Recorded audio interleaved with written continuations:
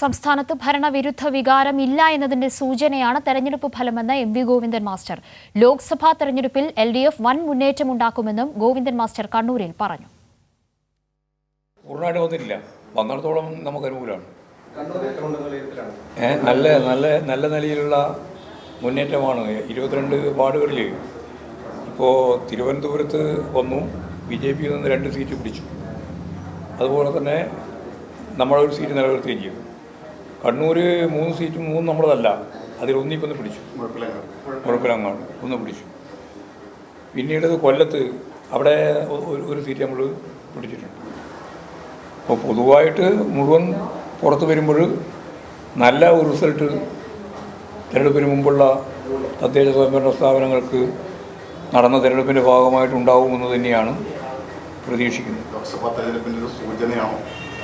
ലോക്സഭാ തിരഞ്ഞെടുപ്പിൻ്റെ സൂചനയാണെന്നല്ല ഞാൻ പറയുന്നത്. ഇടതുപക്ഷത്തിന് എതിരായ നിങ്ങളെല്ലാം ചേർന്ന് നടത്തിക്കൊണ്ടിരിക്കുന്ന വലിയ കടന്നാക്രമത്തെയും ജനങ്ങൾ അഭിമുഖീകരിക്കുന്നത് ഇത്തരത്തിലുള്ള റിസൾട്ടോടു കൂടിയാണെന്നുള്ളതാണ് അതിന് കൃത്യമായ അർത്ഥം. കേരളത്തിലെ ഇടതുപക്ഷ മനസ്സിനെ മായ്ക്കാൻ ഒരു ശക്തിക്കും സാധിക്കില്ല എന്നുള്ള സൂചന കൂടിയാണ് തദ്ദേശ സ്വയംഭരണ സ്ഥാപനങ്ങൾ പൊതുവേ നമുക്ക് അനുകൂലമായിട്ട് വന്നുകൊണ്ടിരിക്കുന്ന വാർത്തകൾ.